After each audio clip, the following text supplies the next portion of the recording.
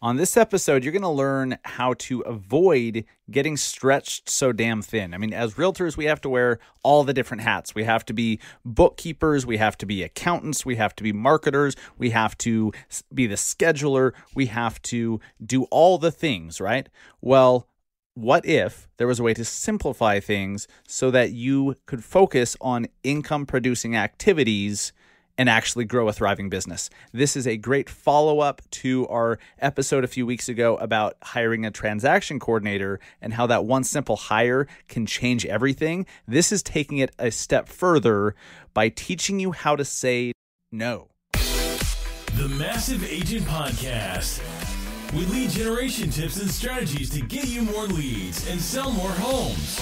I love to buy houses. I like to sell houses. It takes brass balls to sell real estate. Wait a minute. The leads are weak. You're weak. I've had better. Oh, have I got your attention now? Here's your host, Dustin Brohm. What is up, everybody? Welcome to episode 145 of the Massive Agent Podcast. I'm your host, Dustin Brohm. Today, we're going to be talking about how to get more done in less time and how to only get the right things done, okay? You don't need to get everything done. See, that's the problem. We think we need to get everything done. We have this big old list of shit, right? Right now, I'm looking at about 5 different lists of shit on my desk. And I'm going to throw 3 of them away because they're bullshit, right? We just write stuff down like I got to do this, and this, and then we feel so overwhelmed by all these different things. Well, I'm going to challenge the premise that you have to do all those things, okay? I'm reading a new book, new to me, called Essentialism, The Disciplined Pursuit of Less. And it's funny, so shout out to the president of the Salt Lake Board of Realtors, Alicia Holdaway. She gifted this book to me like 3 years ago, maybe. And she's like, you've got to read this. It changed my life. And I'm like, cool, that's awesome. I can't wait to read it. And then it collected about 1.5 inches worth of dust over the last 3 or so years because I didn't read it. It was like, oh, cool, I'll read that next. And then I just never did. But some of you guys know that if you've been following me on Instagram, especially, or you may have seen it on Facebook, I've been doing the 75 Hard workout program. And if you're not familiar with 75 Hard, Andy Frisella, the host of the MF CEO Project and the Real AF podcast, which are fantastic, by the way. He started 75 Hard. He's also one of the co-founders of First Form, my favorite health and nutrition supplement company. That was a weird way to say it. They're a supplement company, not a health and nutrition supplement. You know what I mean? Supplements for, weightlifters, bodybuilders, anyone trying to lose weight, be healthier, get in shape, have more energy, all the good stuff, right? So he started a workout program called 75 Hard that I am 30 days into now, and it's crazy. But I'm realizing it's crazy not so much physically as it is mentally.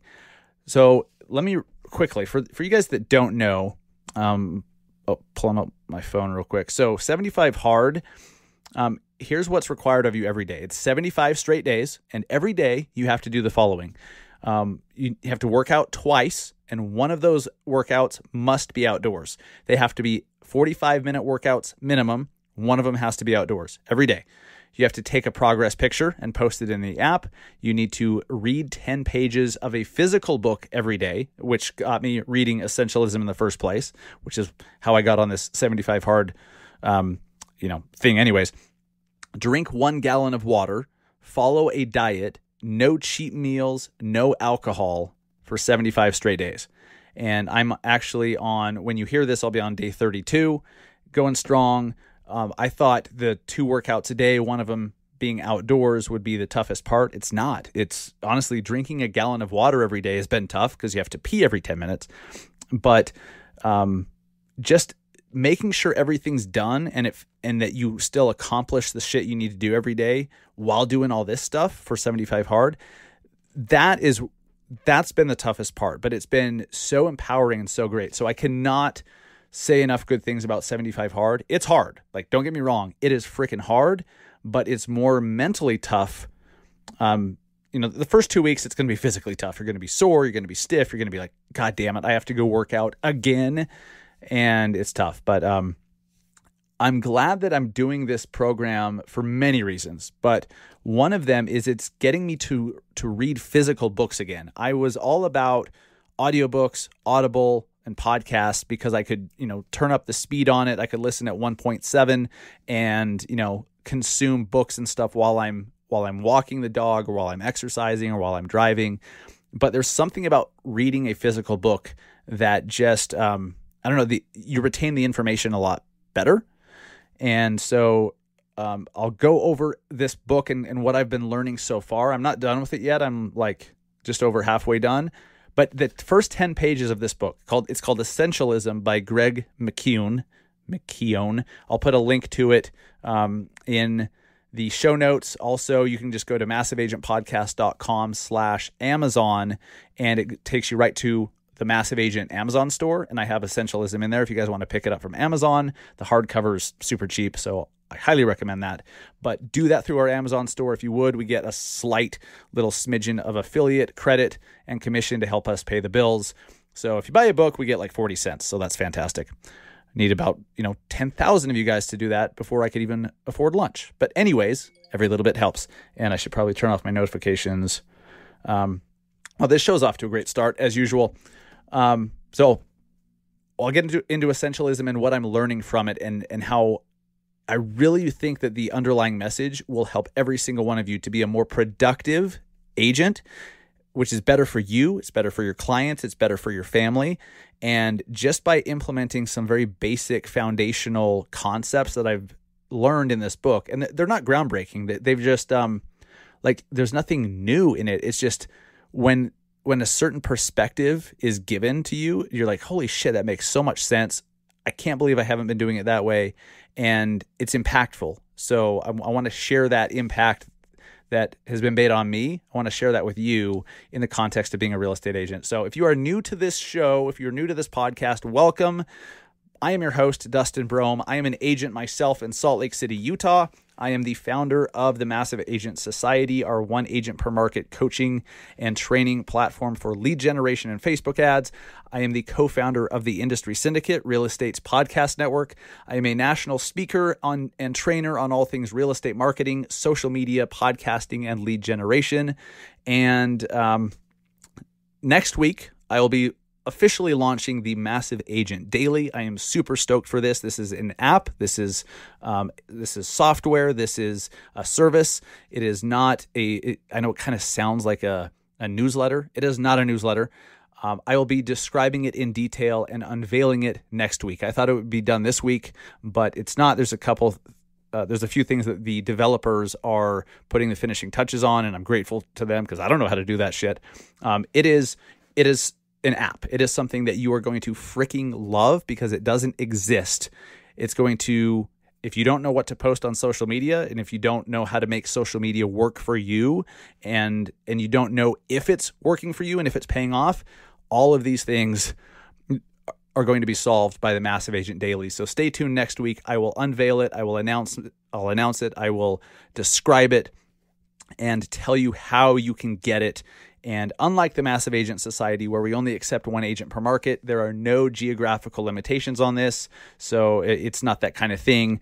I'm excited to announce it next week, guys. I'm so stoked. So Massive Agent Daily is coming soon.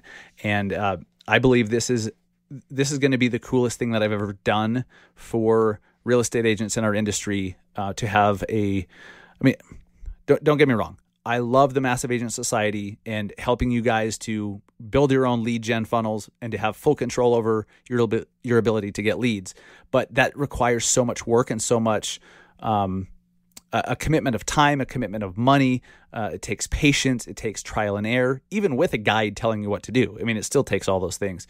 But just posting better shit on social media in a well thought out way, in an intentional way, and having someone tell you what to post, and then you click a button and post it, and then you can track how much each post you make on social media will make you.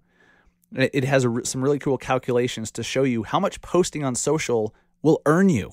Like it's so freaking cool. So anyways, you'll hear more next week. Massive Agent Daily is coming, and you guys will love it. All right. saying no, okay, learning to say no is something you've got to become a professional at. This is something I've struggled with so much. And here's why. You know, when you're growing a brand, you're growing a business, you're trying to reach more people, and you're like, look, any exposure I can get is great. If I can be interviewed on this podcast, yes, I'll do it. If they want me to present at this virtual mastermind, yes, I'll do it. If someone wants to meet for lunch over here, yes. Yes. Zoom call, yes, absolutely. But pretty soon, your day is no longer yours. Okay, I've gotten to the point where my day was no longer mine. It was controlled by everyone else who was taking my day from me. And not always, like, that's not always a bad thing. And some of those things were productive and helped me accomplish some of the things I wanted to do. And some of them were obligations that I had and still have today. But you need to be the one that controls your day. Otherwise, you're a slave to your day. And this Essentialism book, right inside the inside cover, it says this: Essentialism isn't about getting more done in less time. It's about getting only the right things done. All right. So in the beginning, when I was challenging the premise that you need to, write this big long to-do list and then bust out everything on it, I challenged that. Like, I don't agree with that anymore. I used to, because I was thinking from what this book calls a non-essentialist viewpoint, that you just have to do it all. Well, you don't need to do it all. And if you want to actually be successful and accomplish big things like growing a company, if you want to become the number one agent in your market, if you want to grow from, selling a home a month to, 3 homes a week, you can do that, but it's going to take some extreme focus. This Essentialism is all about focusing on the most essential things. It's the disciplined pursuit of less. So doing less, but you're doing the right things. Okay, so I know that this is a dumb question, but I'm going to ask it anyways. Have you found yourself stretched too thin? Okay, you've obligated yourself to too many things, to too many people. Both of my hands are up right now. Do you feel overworked and underutilized? Yep. You're just trying to do too many things. Are you busy but not productive? Yep. Do you feel like your time is constantly being hijacked by other people's agendas or needs? Yep. If you're saying no, my light on my desk is falling over here. If you're saying yes to any of these, I highly recommend you go to massiveagentpodcast.com/Amazon, check out the books section of my Amazon store and get Essentialism, whether it's on Audible or the physical book, get it. Because the first 10 pages hit me right between the eyes. I'm holding it here because there's a couple things that I highlighted that I want to share. So the way of the essentialist is the relentless pursuit of less, but better. Okay, not just you want less. It doesn't mean you're less ambitious. It actually means quite the opposite. But the pursuit of less, but better. It doesn't mean occasionally giving a nod to the principle. It means pursuing it in a disciplined way. Okay, so being intentional about your day. I have, because of this podcast and because of Facebook groups I have and different masterminds, different events I've spoken at, I get a lot of messages every single day where people are asking me questions or asking to pick my brain or asking me to do this or asking me to do that or asking for me to teach them something or to answer their questions. And I've always tried to do that as best I can. But it's gotten to the point, and what's crazy is you guys have probably heard when the student is ready, the teacher appears. That's how I feel about me being gifted this book by Alicia. Alicia, thank you. If you, I think you listened to the podcast, so thank you very much. You gave this to me like 3 or 4 years ago, and I'm just now reading it. Well, why? Well, I feel like I had to get to the point where I was stretched too thin. I was obligating myself to too many things, and I was just spinning my wheels. I wasn't really accomplishing anything big in any focused or intentional way. And I got to that point, and then, boom, I just happened to pick up Essentialism and start reading it because it's one of the books I had on my bookshelf as I was doing the 75 Hard program and had to read a physical book. It's weird. And I feel like I was reading this book at the right time in my life. So I was being spread too thin. I was saying yes to way too many people. Sure, I can answer your question for 10 minutes. Sure, I can jump on the phone and tell you my experience with this website. And sure, I can, this, that, or the other. And then I realized by doing that, see, here's the thing. When you say yes to everything, you do it because you don't want to let people down. Okay. You don't want people to be upset. You don't want to let them down. You want to help them, right? Well, if you are overextended and over obligating yourself, you cannot help and you cannot please those who are most important to you. Like your family, for example. Like you don't have enough time for your family because you're obligating yourself to all these strangers. And sure, you might be helping them, but is a stranger who's most important to you, or is it your wife? Is it your husband? Are they your kids? Is it your business partner? Is it your parents? Right? So when you don't have control, you can't give your time to those who you want to give it to the most. And I got to that point. And so I've been saying no to a lot. I've kind of said no more virtual masterminds this year. I mean, unless a very certain, very specific or special opportunity comes along. I'm actually declining podcast interviews from time to time, which is it. I have to fight that urge because I'm like, why the hell would I say no to a podcast interview? Well, because that's 30 to 60 minutes of my time that I could be spending on these few things that if I focus on them only, I can actually accomplish big things. I'm working on some big stuff that I'm trying to do. And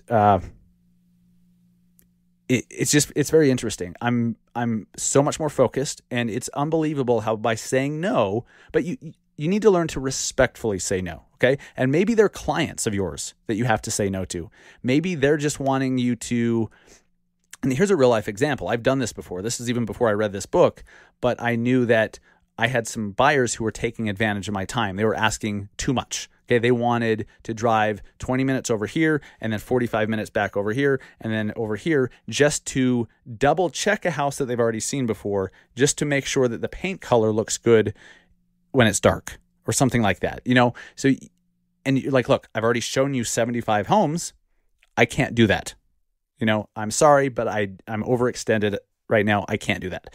And pretty soon, when you say no to people, they may be upset, they may be let down, maybe they're bummed. But you know what you actually gain by saying no when you respectfully do it?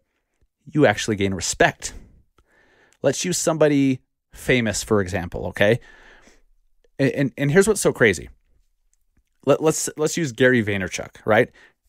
Can you just walk into Gary V's office in New York and say, Gary, can I pick your brain? I need an hour of your time. I have some questions. Would it be weird for him to actually say yes to that? Yeah. Would it be weird for you to even get into his office? Yeah. Okay. You don't expect that someone like that you can just take an hour of their time. Well, why is his time worth more than your time is to you? Right? I mean, why do we see our time as less valuable as some famous person's time? Seriously. I know that you are trying to please your clients and serve your clients, but sometimes setting boundaries and saying no, or saying, hey, I'm actually not the person to do that thing. You need to talk to so-and-so, or I have a team member for that, or like, hey, I'm overextended right now. I can't do that. They will respect you as a professional. Okay. But sure, it's nice if you're a buyer and you can get an agent to just do whatever you want whenever. That's great. They're going to love you for that. But will they respect you as much? Maybe, but there's a certain level of respect that comes with your doctor, with an attorney, with a famous person. You just have a certain level of respect for them where you don't, like, if you could actually get 3 minutes of their time for them to actually talk to you one-on-one, you'd be so stoked. You don't expect that from them. So, you need to start commanding that respect with those that know you. And this is not even necessarily about, yes, in a real estate agent and client setting, of course. In a professional setting, yes. But even with your family members that may be taking too much of your time, or a friend that wants to talk on the phone too much, If you have certain goals, you have to focus like a freaking laser beam on just those things that are going to help you do that. So as an agent, you have to hire a transaction coordinator. Okay? If you are trying to, if you're trying to help 100 families this year to get into a new house and you're only on track for 40, well, you better outsource a whole bunch of shit that's taking your time so you actually have time to work with 60 other families. You know what I mean? Get a transaction coordinator, hire a bookkeeper, hire a CPA, okay? Hire a virtual assistant to go through your email and unsubscribe from the bullshit and, just send you the stuff that's actually important or timely, right? I'm hiring a virtual assistant to handle my email right now also, because most of it is bullshit. Most of it is stuff that I want to unsubscribe from or say no to. The stuff that's questionable that I don't want a virtual assistant to make a decision on, they could take that, the 10% of my emails, and those are the ones that I'll see. Well, if you can cut your the time that you spend on your messages and your emails by 90% and just focus on the stuff that's really important or really timely or that really requires you, you're going to have a lot more time to focus on what's essential, right? Those few tasks that will actually move the needle in your business. Guys, the fact of the matter is, if you don't prioritize your life, somebody else will. Okay. And as far as lack of focus goes, because I've been like, if you looked up lack of focus in the dictionary, there'd be a picture of me.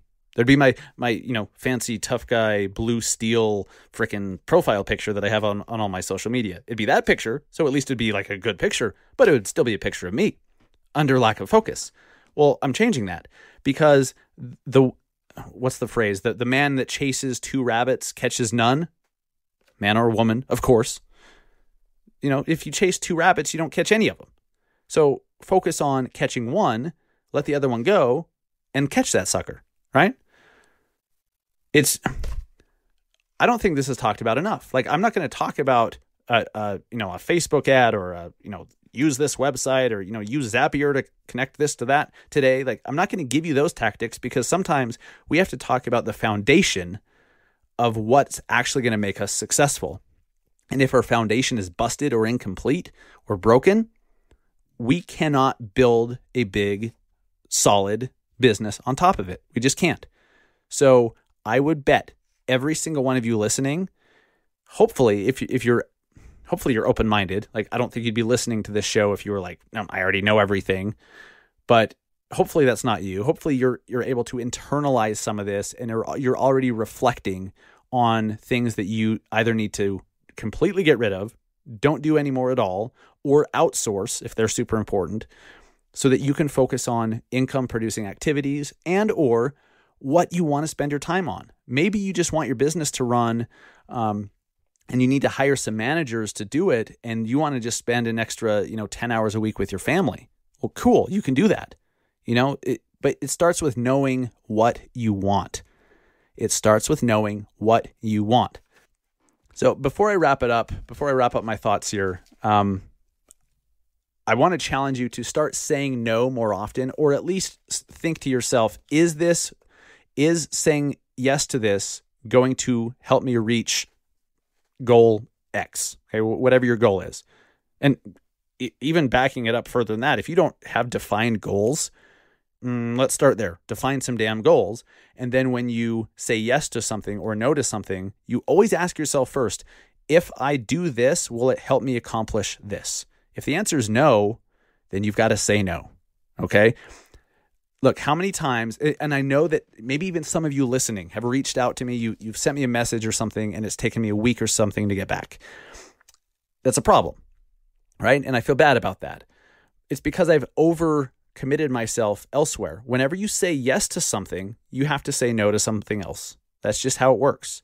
And I don't mean literally, but when you are saying yes to doing this thing, that means you do not have time to do these other things. There's only so much time that we have. So remember that whenever you say yes to something, you're saying no to something else. There's been times where I didn't want to let somebody down, or I was just too timid just straight up say no. And so I'm like, well, maybe let me see what I can do. Let me see if I can fit that into my schedule, blah, blah, blah. Or I just said, yes, I'll make it work, or I'll figure it out. And then if somebody was counting on me to do a great job or to do something by a certain deadline, if I overextended myself and I really shouldn't have said yes, and I should have just said, no, I don't have the time, I don't have the bandwidth to do that at all, I actually made it worse because they thought that they could rely on me, and then I didn't deliver a great finished product, or it was late or not on time, right? That's actually worse than had I just said no in the first place. So remember that. Saying yes can actually be the worst thing for that person that you're trying to please, that you're trying to help. If you say yes, but you can't actually do the thing, that is worse. And they're going to actually hate you for it or be upset with you for it, rather than you just saying no in the first place. So before we wrap it up, how do you say no? Okay, rather than just saying no, and by the way, guys, try just saying no, as simple as that. Like, just say no a few times. It's going to feel so freaking good. Make sure you're not a dickhead about it. Make sure that you're respectful. But here's some ways that you can respectfully say no without just coldly saying no. You can give an awkward pause. Okay, wait a few seconds before you answer, like you're really thinking about something, that you're really pondering, and actually use that time to think about it. Ask yourself the question, if I say yes to this, what else am I saying no to? And if I say yes to this, will it help me reach my goal? The soft no, or the no but, and I'll just read this little passage out of the book. I recently received an email inviting me to coffee. I replied, I am consumed with writing my book right now, but I would love to get together once the book is finished. Let me know if we can get together towards the end of the summer.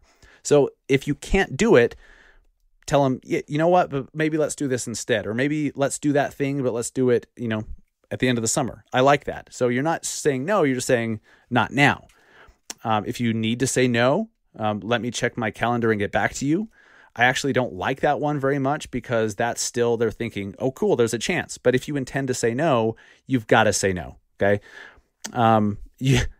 This is a little passive aggressive, but it's great if you are saying this to like a superior or a boss or somebody, a leader, team leader or something like that, project leader, and you're, on the team. Say yes, but then say yes, but what should I deprioritize? Yes, I'll do that, but what should I not do? And then, whoever's asking you, if it's a project, if it's in the context of, you're an employee at a company and they want you to do something else, just say, sure, what should I deprioritize? A lot of times they'll think, oh shit, well, I actually don't want you to deprioritize anything. We'll find someone else to do that instead. Let's see. Say it with, that's a stupid one. It said, say it with humor. It depends on your relationship with somebody. You could just say, nope, can't do it. I've done that a few times.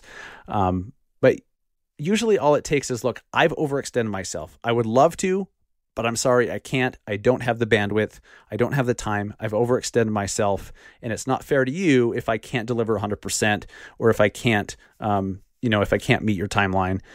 I can't do it, but so-and-so might be interested. If they're looking for a speaker, if they're looking for help with something, and you suggest, hey, so-and-so may be able to help, then they could probably do a better job than me. That's a great way to say no as well. And for agents, guys, don't be afraid. I was going to do a whole other podcast episode on this, and I probably still will, because this is a big part of my business model right now and how I've decided to do things. I've been referring deals out locally. Okay. And when some agents hear that, they're like, wait, so you just got a listing and you're not going to sell it yourself? Nope. A lot of times I will now refer deals out. Okay. So if you get a buyer that isn't ideal for you, if you've decided that you're only going to work with these types of buyers in this particular area, in this particular price range, and somebody refers a buyer that doesn't meet those criteria to you, what I used to do is say, yes, I'll do it. Of course, I don't want to let them down. But then I hate every minute of it. And I'm like, damn it, I could be working with somebody else that meets the criteria. And you end up not serving them as well as you should. And you end up not serving them as well as another agent could.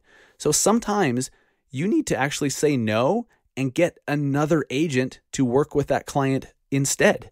Because guess what you could do? You could refer the clients to another agent partner of yours, even locally. This is why you've got to have other agents that you network with, that you're friends with, that you associate with, locally and elsewhere. Okay, you have to, because this has happened a lot, because people know me as the Salt Lake City agent, and they'll have, if you live in Florida, you may not be familiar with Utah. So I get people reaching out, I get agents reaching out, and they're like, "Hey, I have a buyer for you. They're down in Provo." Well, it's like a 45-minute drive from me. I don't work Provo, totally different market. And so I used to be like, okay, I'll work it out. Well, that's not serving anybody. So what I do now is, cool, that's actually out of my area of expertise, but let me find you an agent who would be great. And then I set up a referral there. So you can actually be referring deals to agent partners in your area, freeing you up to work with those that you actually want to work with. It's a beautiful thing. There's no rule that says that agents can't refer deals out locally if they don't want to do those deals. The only thing that says that is lack thinking, scarcity mindset. There's no rule, there's no regulation, there's no law against it. It's just your scarcity mindset that, it's a deal. That's business. I can't just let business go. Well, why the hell not? What if it's not the right business? You need to focus on getting the right clients, the right deals, and work on those. I hope that this conversation has helped a little bit, guys. Start saying no more often, okay? Or at least be intentional. When you say yes, make sure you really freaking mean it and that you can actually deliver. If I get messages from some of you guys, some of you have already experienced this over the last week or so, but I've had some people that are like, "Hey, do you want to speak at this virtual mastermind?" I've declined some of those. And it's not that I don't want to. Ideally, I could do it all, but I just can't. And so when I say no, now I can say yes to something else. Okay. The flip side of when you say yes to something, you're saying no to something else. The inverse is also true. When you say no to something, now you can say yes to something else. That's a beautiful thing, guys. And if you're feeling stressed, if you're feeling pulled in a million different directions, learn to say no. You can do it respectfully. It will help you to build respect. People will respect you more, and you'll find that all these little things that are making you stressed out and making you not busy but not productive, they start to disappear. And then saying no becomes a habit. Okay, I'm trying to build the habit of saying no. It's something I strive for, because I see the value. And I know what it's like now that I've freed up some extra time that I can focus on projects that I want to work on. But it starts with being bold enough to say no. I hope that this has helped a couple of you guys listening. If you haven't yet read or listened to Essentialism by Greg McKeown, whatever, just Google Essentialism by Greg. It's a black and white cover with the word essentialism written in red, and it's circled a bunch of times. You can get it on Amazon, massiveagentpodcast.com/Amazon. You can get it right from our store, and that helps us out. So do that, or get it from Audible. Either way, go through our link and get it. It's one of the most impactful books that I've read in many years, and I cannot recommend it enough. I can't shut up about it, actually. I've been telling so many people about Essentialism, and they start reading it and they're like, "Oh, holy shit, I really needed this." I'm starting to notice that in 2020, people are spread too thin. People, especially in our industry, are busy. But busy doesn't always mean productive. It doesn't always mean successful. Busy can sometimes be a terrible, terrible thing. We want to fight busy, and we want to accomplish only what matters the most. Once again, guys, thank you so much for listening. I hope this has resonated with you. If you would, please share this episode with a friend, with a colleague within our industry. Shoot them a screenshot of you listening on whichever podcast player you listen to. Leave us a review. MassiveAgentPodcast.com/review takes you right to Apple Podcasts, and you can leave us an actual written review. Those help us out dramatically as well. But all I ask from you is, if this show has given you value, share it with other agents. share it with other agents, help us grow our audience, and we will keep bringing these episodes every single Thursday for you. And remember, next week, episode 146, I will be unveiling and announcing the Massive Agent Daily service and how that works, and you're not going to want to miss it. It's not going to sell out, but there's going to be special pricing for a very short period of time for the very first group. I'll call you beta testers, even though it's, I'm testing it and make sure it works, but it sounds nice, right? So those that jump on early will get a slight discount from what it'll be a month later, a week or so later. Really, really excited. I've been working on this for many, many months. This is one of those projects that I would not be able to finish and do if it wasn't for me saying no to some other things. I would have actually finished the Massive Agent Daily much, much, much sooner had I said no more often. See how this works, guys? Start saying no and your business will thrive. Pretty much. Maybe that'll be the title of today's episode. I don't know. There's a working title. Whatever. Guys, thank you so much for listening. Go close some loans. Go sell some homes. Have a great freaking weekend. Share this episode or any other of our episodes with a colleague, and we'll see you back next week.